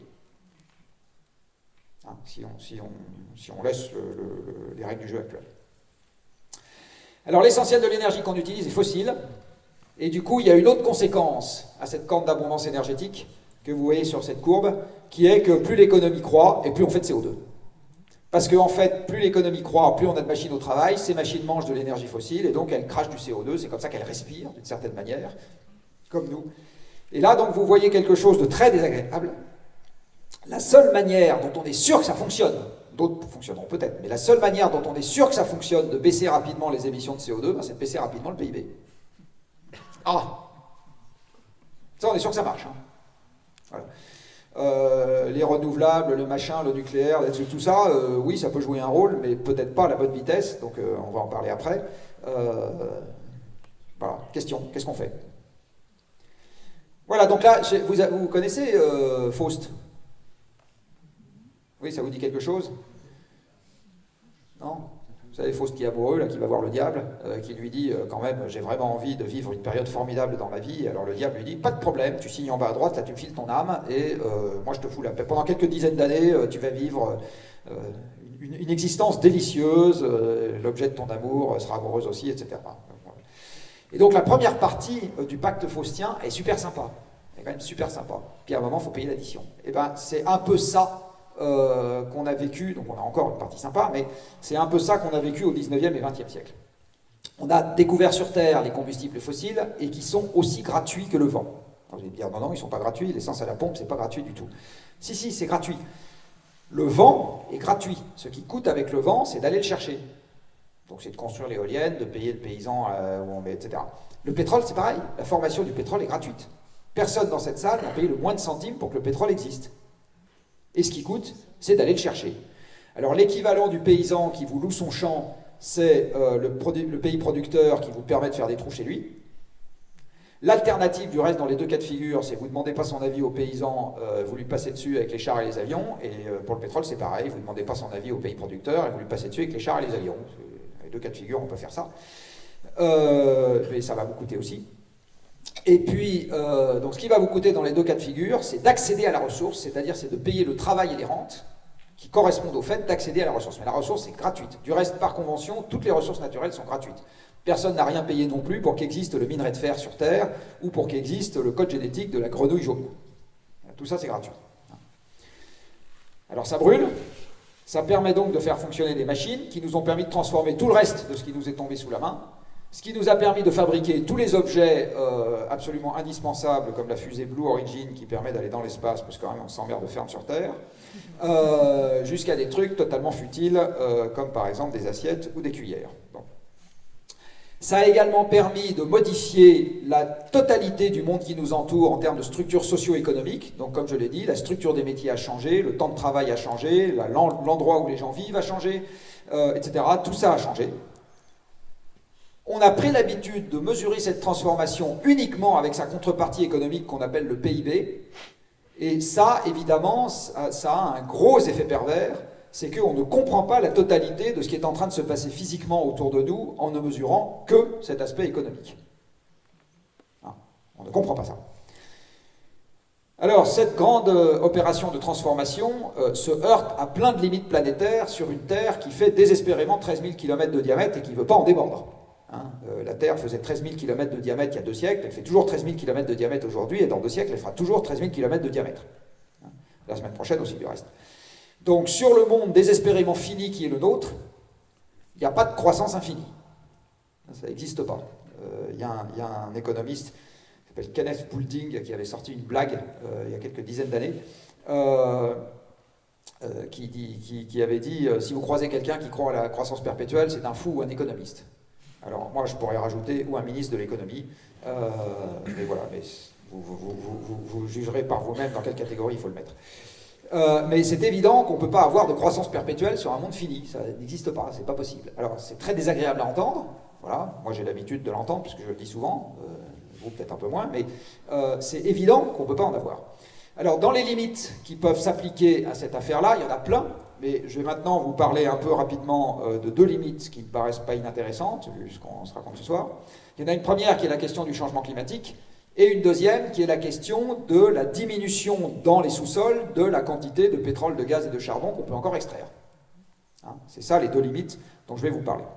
Alors je vais commencer par parler de la limite vers le haut, qui est due au fait qu'on rajoute dans l'atmosphère des gaz à effet de serre, c'est-à-dire des gaz qui ont la capacité d'intercepter les infrarouges émis par la planète et donc de confiner l'énergie près du sol. Hein, c'est ça l'effet de serre date d'il y a 2 siècles. La découverte de l'effet de serre date d'il y a 4 milliards d'années, mais la découverte de l'effet de serre date d'il y a 2 siècles par Joseph Fourier, Cocorico, un physicien français, et on va célébrer le bicentenaire de cette découverte dans 2 ans, 1824, hein, c'est la découverte. Et les gaz à effet de serre principaux ont été identifiés par un buveur de whisky, c'est-à-dire un Écossais, Tyndall, et un Français à nouveau, Pouillet, dans 15-20 ans derrière, hein, dans les années 1850. Donc c'est un processus qui est connu depuis longtemps. Et dans les émissions humaines de gaz à effet de serre, on va regarder maintenant un peu ce qu'on y trouve. Donc vous avez dans les émissions humaines de gaz à effet de serre un certain nombre d'activités qui y concourent. Alors la première dans ce camembert, là, la première des parts que je commande, c'est les centrales à charbon. Donc je vous ai dit tout à l'heure, une des manières de faire de l'électricité se fait avec des grosses bouilloires. Cette bouilloire peut être alimentée avec du charbon. Eh bien, 20% des émissions humaines de gaz à effet de serre, tout gaz confondu, CO2, méthane, protoxyde d'azote, etc., viennent des centrales à charbon, des seules centrales à charbon, dont la moitié se trouve en Chine. Donc dès que vous achetez un truc made in China, vous achetez un truc made in charbon. Ce qui veut dire que la consommation indirecte de charbon des Français a considérablement augmenté sur les 20 dernières années. Hein, on croit qu'on ne consomme plus de charbon, c'est pas vrai, on en consomme de plus en plus au travers de tout ce qui est made in China. Vos smartphones, les ordinateurs, plein de pièces dans les ordinateurs qui sont faits en Chine, et vous allez acheter une casserole, si vous voulez en trouver une pas faite en Chine, c'est la croix et la bannière, et les frigos, si vous voulez en trouver un pas fait en Chine, c'est pareil. Moi, quand j'ai dû remplacer mon frigo, je suis arrivé chez Darty et j'ai dit, je veux un frigo fabriqué en France. Alors, le vendeur m'a regardé, j'ai pas ça. Bon, en Europe, à la rigueur, là, j'ai réussi à trouver, mais ça a été dur, j'ai dû acheter une marque allemande, ça m'a un peu emmerdé. L'essentiel était fabriqué en Chine. L'essentiel. Oui, absolument, c'est pour ça que je dis ça m'a un peu emmerdé. Et moins qu'en Chine. Ensuite, vous avez 7 à 8% des émissions qui sont le fait des centrales à gaz et à fioul, alors surtout à gaz. On a encore un peu de fioul lourd dans la production électrique mondiale, mais surtout à gaz. Je vous rappelle que le gaz est fossile, il a beau être naturel, il est tout à fait fossile. Les gens qui vendent du pétrole ont manqué de sens marketing, ils auraient dû appeler le pétrole naturel, parce que le pétrole est tout aussi naturel que le gaz. Donc le gaz naturel est tout à fait fossile, bien qu'il soit naturel, et donc les centrales à gaz, qui font à peu près 25% de l'électricité mondiale aujourd'hui, crachent 7% des émissions de CO2. Les cimenteries font à peu près 4% des émissions mondiales de CO2. Alors avant je disais 7 parce que j'avais accès à une série qui n'était pas la bonne, donc en fait c'est 4. Fabriquer du ciment, c'est casser du calcaire les molécules de calcaire en 2 morceaux, et l'un des 2 morceaux c'est du CO2 qui part dans l'air. Le reste de l'industrie, c'est 12%. Alors là-dedans, vous avez les aciéries qui représentent aussi pas loin de 4%. Ce qui veut dire que fabriquer des villes, ciment et acier, hein, pour faire des bâtiments et des infrastructures, c'est pas loin de 10% des émissions mondiales de gaz à effet de serre. Dans les émissions industrielles, ce qui compte vraiment, donc c'est l'acierie, la chimie Et la fabrication des matériaux de base, hein, papeterie, etc. Après, transformer l'acier en boulon de 12, ça émet beaucoup moins.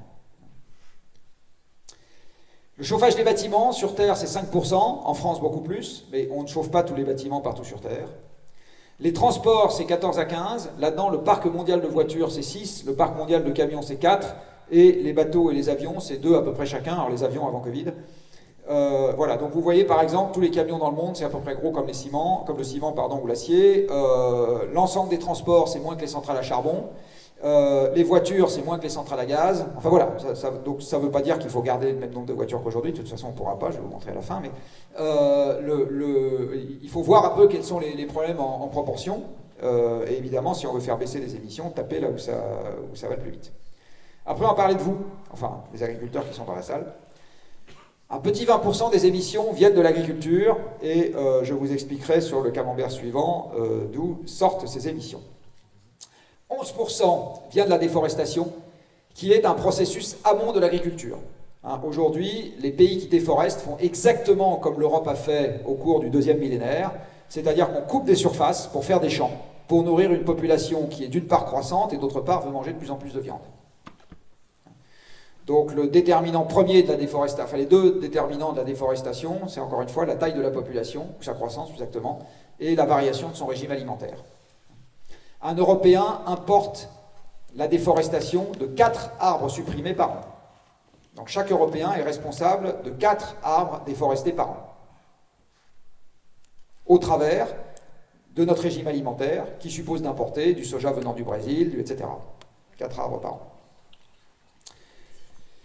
Et enfin, vous avez des bricoles diverses et variées, comme par exemple la gestion des déchets, les fuites de fluides frigorigènes, etc., qui font le reste.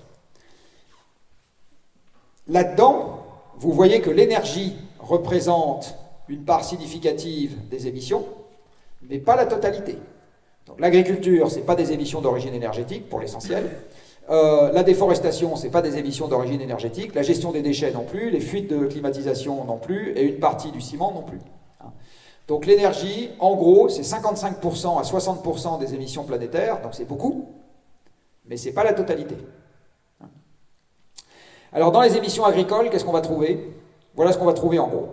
On va trouver du méthane qui vient de la rumination des bovins et d'une manière plus marginale des ovins, des caprins, etc. Alors vous savez que les vaches nous sont supérieures, elles ont 4 estomacs, nous on n'en a qu'un, un peu minable, mais l'avantage c'est que ça fait des meilleures tripes chez les vaches. Donc les vaches ont des végétaux qui fermentent à l'intérieur de leur panse, et cette fermentation engendre des émissions de méthane. Le méthane, c'est le gaz de la putréfaction, hein, c'est le même que celui qu'on trouve dans les marécages, et qui s'enflamme spontanément des fois et qui fait des feux follets. Et c'est le même que celui qu'on trouve dans les décharges quand on fait fermenter des résidus organiques ou du papier. Donc ça, c'est, comme vous le voyez, 20% des émissions agricoles dans le monde. Après, vous avez 20% également qui viennent des rizières. Alors les rizières, c'est exactement pareil, c'est des débris organiques qui tombent au fond des rizières et qui se décomposent à l'abri de l'oxygène de l'air. Alors pour les vaches, on peut un peu diminuer les émissions de méthane avec des régimes alimentaires qui sont particuliers. Par exemple, si on leur fait manger des graines de lin, ça méthanise un peu moins. Et en ce qui concerne les rizières, une des marges de manœuvre pour que ça émette moins de méthane, ça s'appelle des canards. Si vous mettez des canards dans les rizières, ils mangent les débris organiques et puis avec leurs petites pattes musclées, ils brassent l'eau et du coup ça oxygène l'eau et ça empêche la méthanisation des débris. Après, vous avez, alors N2O, en fait, c'est le protoxyde d'azote. C'est un gaz qui est émis quand on épand les engrais dans les champs. Donc, tous les amendements azotés épandus dans les champs engendrent des émissions de protoxyde d'azote, y compris si c'est du fumier, du lisier, etc. Les taux d'émission ne sont pas les mêmes, hein. Mais vous avez c'est un gaz à effet de serre. Ensuite, vous avez le diesel des tracteurs, mais vous voyez ce que ça compte au niveau des émissions agricoles dans le monde. C'est pas grand-chose. Hein. C'est pas pour autant que c'est pas un sujet de dépendance, mais c'est pas grand-chose en termes de poids dans les émissions mondiales. Et enfin, vous avez la déforestation que j'ai également imputée à l'agriculture, puisque, encore une fois, aujourd'hui, on déforeste essentiellement pour mettre des terres en culture. Voilà, donc là, vous avez un panorama des émissions mondiales. Alors, les gaz à effet de serre, une fois qu'on les a mis dans l'air, et en particulier le principal d'entre eux, qui est le CO2, il y a une très mauvaise nouvelle, de plus, c'est que le CO2, tant qu'il est dans l'air, il est inaltérable. Le CO2 est un oxyde, CO2, dioxyde de carbone. Il se trouve que les oxydes sur Terre sont des molécules chimiquement stables. Il y a un oxyde que vous utilisez tous les jours pour faire la cuisine ou éviter de sentir mauvais sous les bras ou ailleurs, qui s'appelle l'eau. L'eau, c'est un oxyde d'hydrogène. Hein. Eh bien, c'est présent sous forme d'eau depuis des milliards d'années sur Terre, très très stable. Donc, les oxydes, c'est très stable. Eh bien, quand on met du CO2 dans l'air, il n'a aucun processus spontané d'épuration tant qu'il est dans l'air. Donc, tant qu'il est dans l'air, il est éternel. Pour que le CO2 veuille bien sortir de l'atmosphère, il faut qu'il revienne au contact du sol, où il va soit se dissoudre dans l'océan, soit être capturé par les plantes, par la photosynthèse. Hein. Mais tant qu'il ne revient pas au contact du sol, il ne se passe rien. Et alors ça explique ce que je vais vous montrer maintenant. Avec les émissions de CO2, nous avons créé un surplus de CO2 dans l'atmosphère, précisément parce que le CO2 est une molécule stable.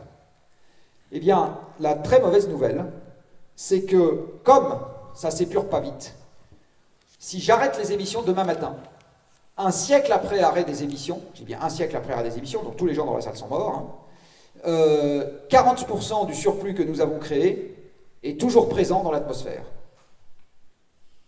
Un millier d'années après arrêt des émissions, 20 à 30% du surplus que nous avons créé est toujours présent dans l'atmosphère. 10 000 ans après, 10 à 20% du surplus est toujours présent dans l'atmosphère.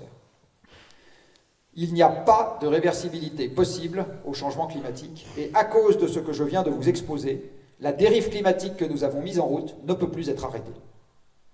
Donc le climat de l'an 2020, il est déjà perdu à jamais. En 2040, le climat sera de toute façon différent de ce qu'il est en 2020. En 2060, le climat sera de toute façon différent de ce qu'il est en 2040, etc.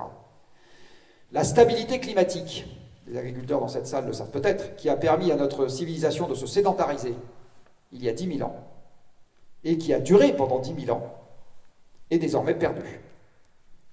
Elle est perdue. Il va falloir faire avec. Il n'y aura pas de retour à l'équilibre du climat pour les milliers d'années qui viennent. On peut ralentir cette dérive, on peut lui éviter de s'emballer, peut-être, on ne peut plus l'arrêter, à cause de ça. Et cette affaire-là s'échelonne sur des pas de temps qui dépassent l'entendement. Si je prends ma misérable existence ou celle de mes enfants, vous voyez bien que le phénomène va s'échelonner sur des pas de temps qui vont très au-delà. Et ce, alors qu'on a pris l'habitude de gérer nos petites affaires sur des pas de temps qui sont considérablement plus courts. J'entendais tout à l'heure mon hôte me parler du MATIF. C'est pas un système à très très long horizon de temps, le MATIF. Pas vraiment, hein. C'est le marché à terme des instruments financiers, pour ceux qui ne connaissent pas. Donc en gros, une partie des agriculteurs sont devenus des boursicoteurs, de fait, malgré eux. Partiellement, oui, puisque on vend en fonction du cours, le cours de l'année prochaine, on ne sait pas ce qui sera, etc. Donc on est rentré dans un système pour gérer nos affaires qui est régi par des horizons de temps extrêmement courts. Une stratégie long terme d'une société cotée, je sais c'est mes clients, c'est quelques années les bonnes années et 6 mois les mauvaises. La stratégie long terme d'un élu, c'est quelques années les bonnes années, alors les élus locaux un peu moins, ils peuvent voir un peu plus loin, mais voilà, enfin je veux dire, et puis après ils pensent à leur réélection. Donc on est dans un système qui est régi par des pas de temps qui sont considérablement trop courts pour qu'on puisse traiter correctement cette affaire. C'est une de nos difficultés. Alors c'est quoi les conséquences possibles de cette affaire ?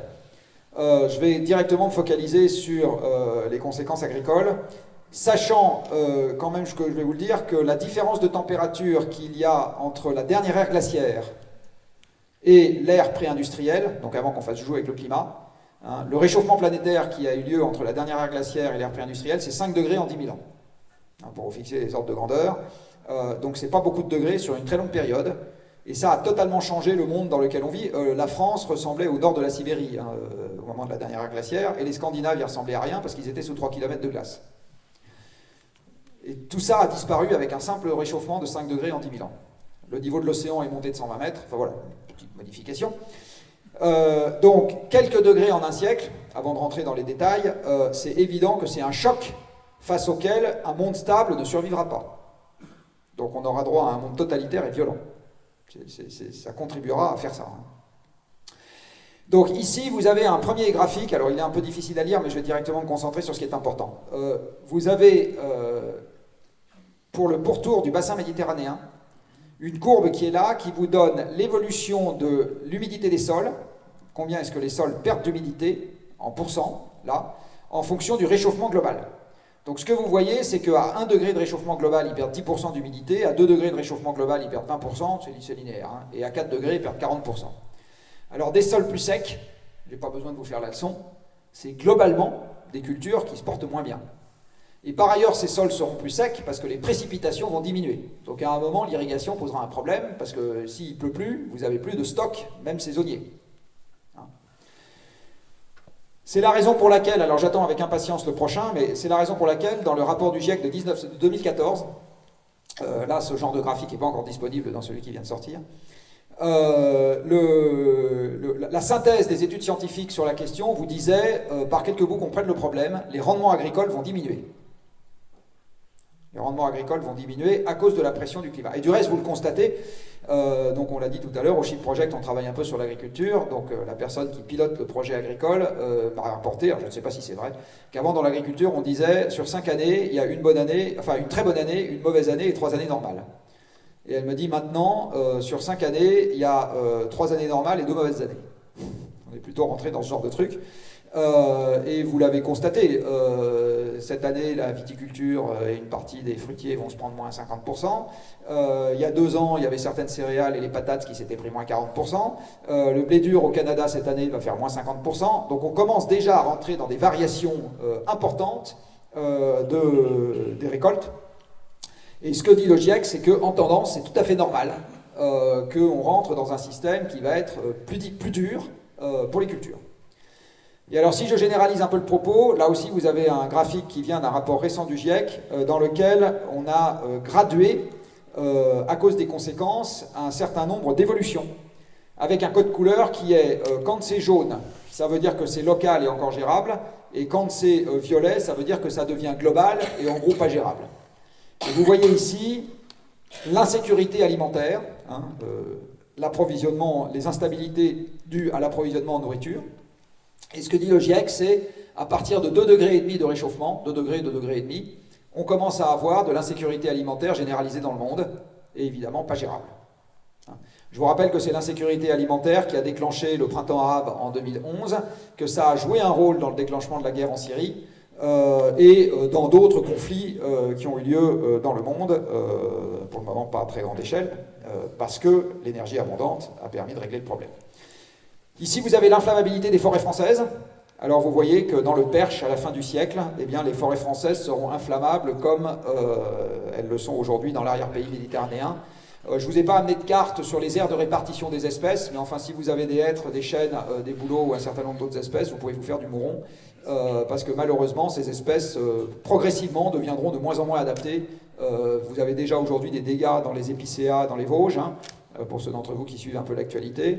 Vous avez déjà des chênes qui sont en train de dépérir parce que, à cause du stress hydrique, etc. Donc tout ça, et on n'a pris que 1,1 degré de réchauffement global aujourd'hui. Hein. Et voici une carte qui généralise le propos pour la végétation.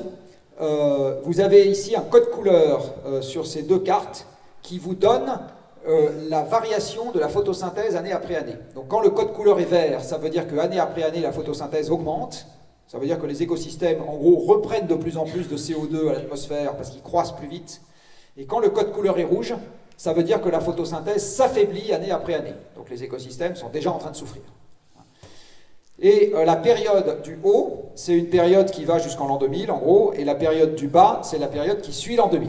Eh bien, ce que vous voyez, c'est que sur les années récentes, il y a un certain nombre de zones dans le monde, alors pas encore pour le moment, heureusement, les grandes forêts tropicales, enfin, elles ont d'autres soucis, mais dans plein d'autres, et en particulier quasiment à toutes les moyennes latitudes, vous voyez qu'on a inversé l'évolution de la photosynthèse. Elle augmentait, elle baisse. C'est dû au stress hydrique et thermique qui est en train d'exercer une pression croissante sur les végétaux. La France a eu beaucoup de chance cet été. On a été à peu près les seuls qui n'avons pas suffoqué. Tout le reste de l'Europe, en allant de l'Espagne, du Maroc si on peut considérer que c'est l'Europe, jusqu'à la Scandinavie en passant par l'Europe de l'Est, a crevé de chaud. Le Canada, je ne vous en parle pas. Tout l'Ouest américain en ce moment crève de chaud et crève de sec. La Sibérie, je ne vous en parle pas non plus. Les incendies de forêt cet été, dans le monde, ont relâché 2,5 milliards de tonnes de CO2. c'est-à-dire 6% des émissions globales de CO2 de la planète à cause des activités humaines. 6% en 2 mois à cause des incendies. Et l'endroit le plus émissif à cause des incendies, ça a été la Sibérie. Ça n'a pas été les feux de forêt en Californie, ça a été la Sibérie. Et je le redis, nous ne sommes qu'à 1,1 degré de réchauffement. Les phénomènes extrêmes vont s'intensifier. Encore une bonne nouvelle. Alors ça, c'est normal. Il se trouve que la température se réchauffe près du sol quand l'effet de serre augmente, mais comme on intercepte du rayonnement qui voudrait repartir vers l'espace près du sol, ça veut dire qu'il est moins disponible pour réchauffer la haute atmosphère par le bas. On intercepte la chaleur émise par la planète, enfin le rayonnement infrarouge émis par la planète près du sol, avec les gaz à effet de serre, et donc le chauffage de la haute atmosphère par le bas est plus faible.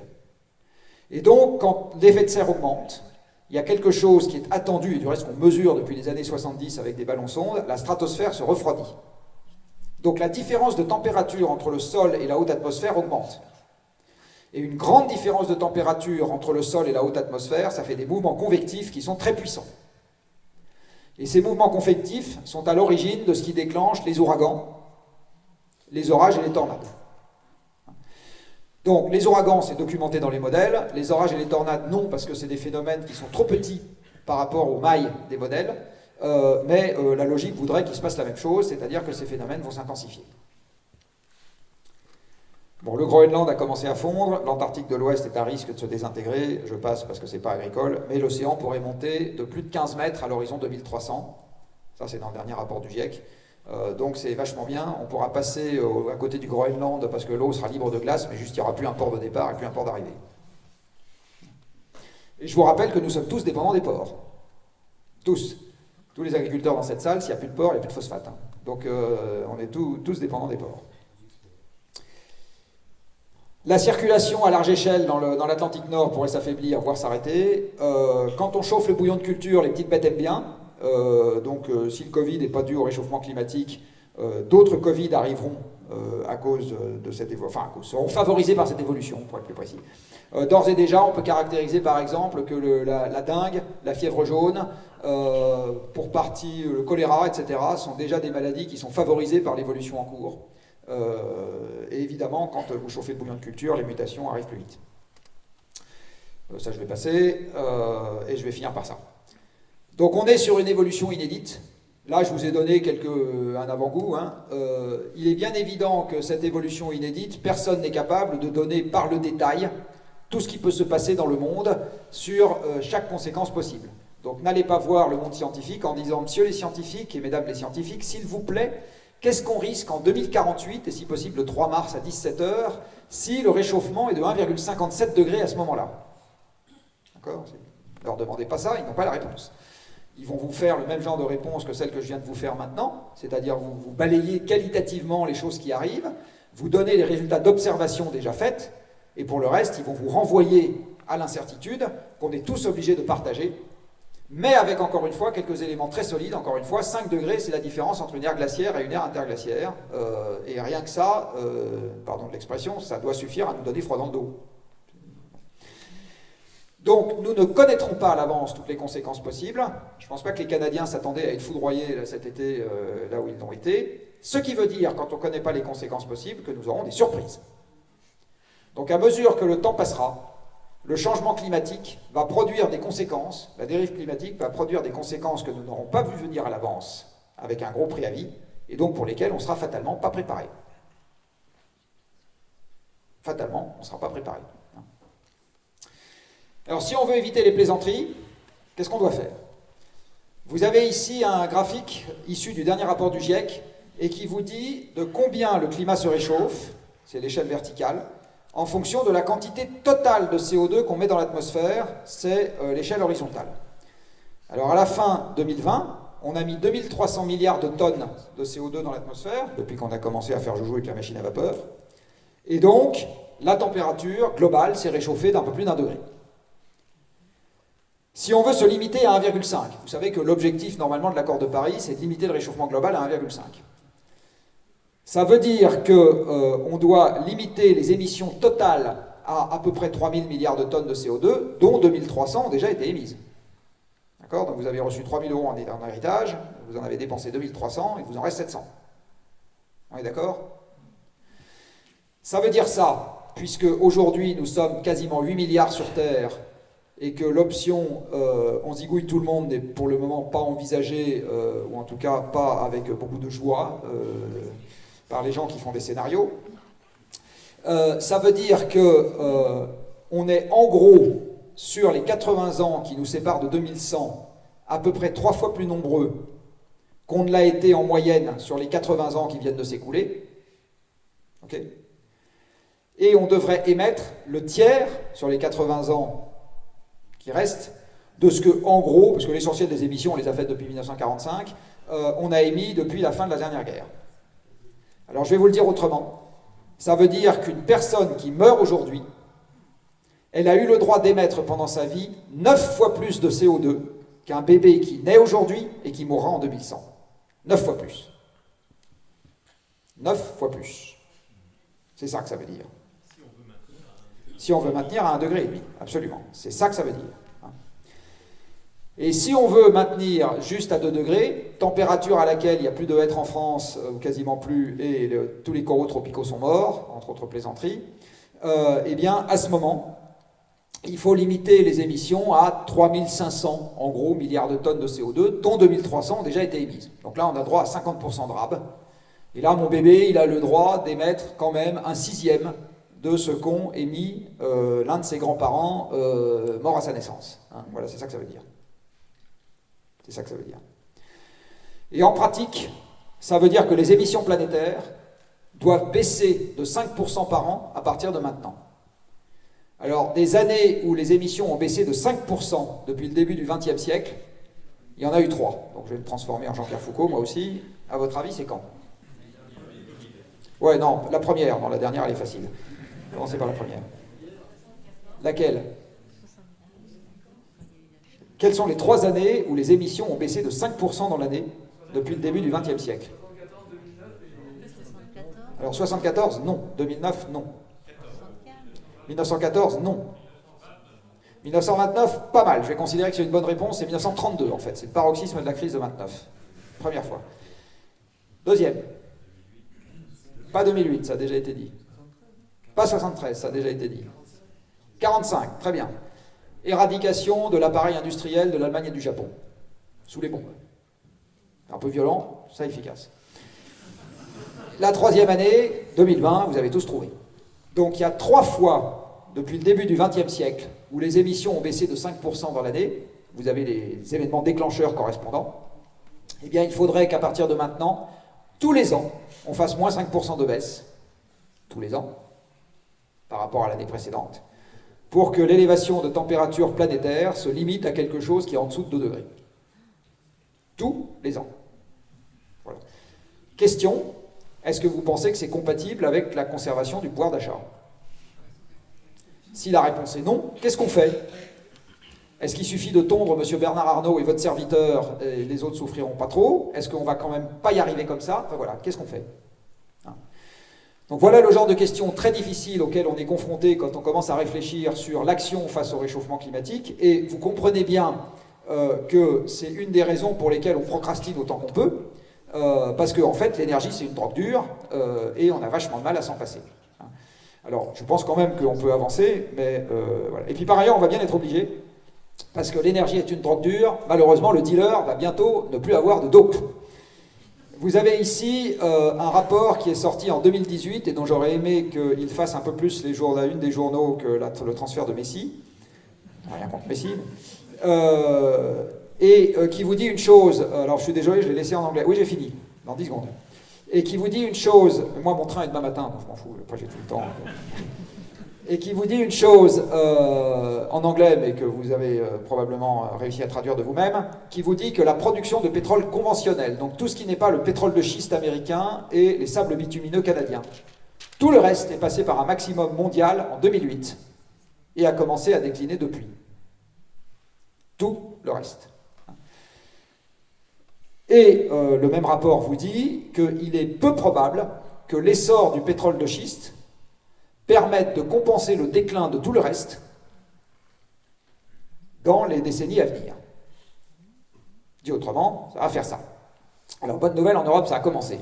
Vous avez ici la bibine pour machines européenne. Donc, vous voyez, les machines européennes consomment du charbon. De moins en moins depuis le début de cette série.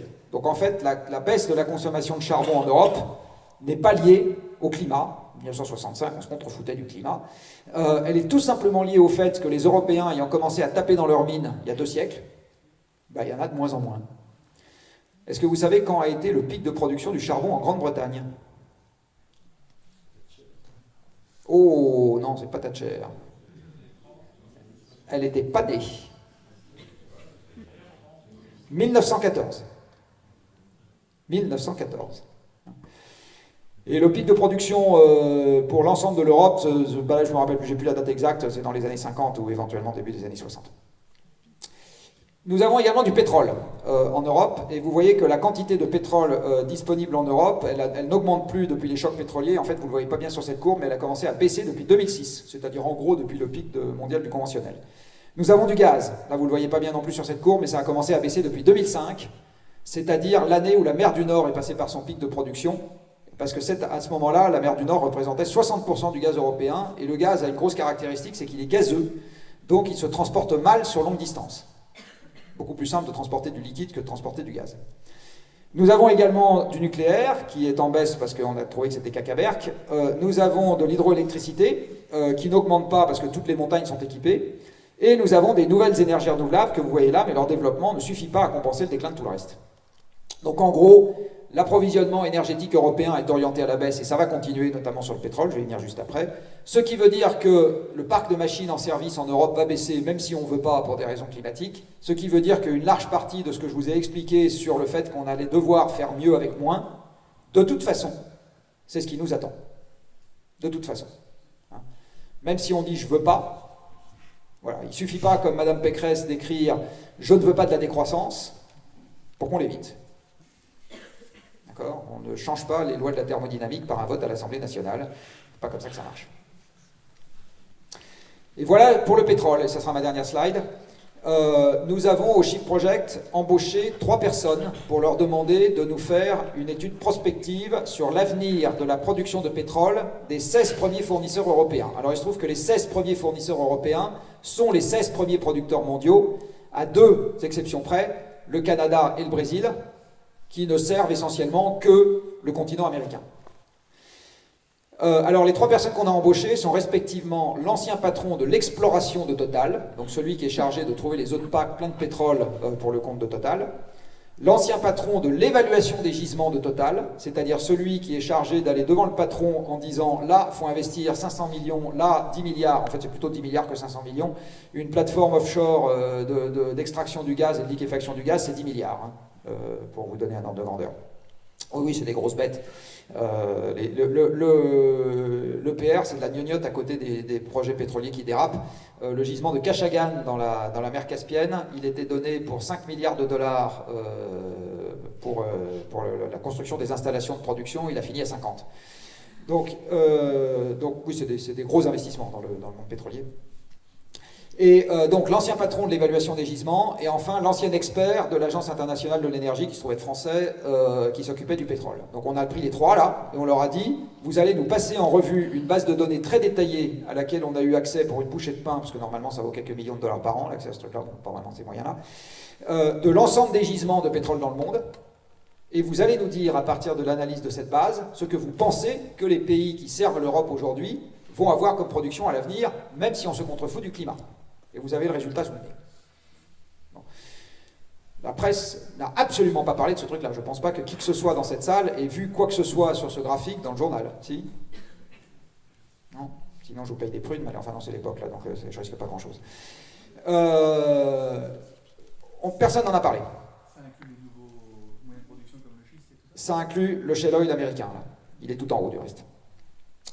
Donc, ce que vous voyez sur ce graphique, c'est que le scénario le plus probable pour les gens à qui on a demandé de regarder ça, c'est que la production de pétrole quasiment mondiale, parce qu'il y a encore une fois que le Canada et le Brésil qui manquent là-dedans, ne retrouvera pas son niveau d'avant Covid après le Covid, et surtout va se mettre à décliner très sévèrement, quelque part entre 2020 et 2030, et arriver à peu près la moitié de ce qu'elle est en 2050 par rapport à aujourd'hui, sachant que ces pays-là se serviront en premier, et donc leur capacité d'exportation déclinera encore plus vite.